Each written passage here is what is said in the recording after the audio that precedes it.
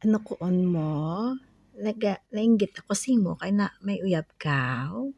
Pero sabihin nga part nga mainggit ako sa tao nga may aras ang karelasyon. Nga may forever gid bala. Happy ka haw nga mainggit gid ta kon niya. Wala kaya nainggit ya kay nga number one, pag wala kaya karelasyon, sanding ka lang makadto. No need mo maglisensya. At kung hindi kaya pasugtan niya, wala sang malain ang buot mo. Kapag gusto kaya lagaw ya, kung diin mo gusto makadto. Kaya hindi na kailangan nga maglisensya ka pa pagkatapos away dayon pag hindi ka makalisensya.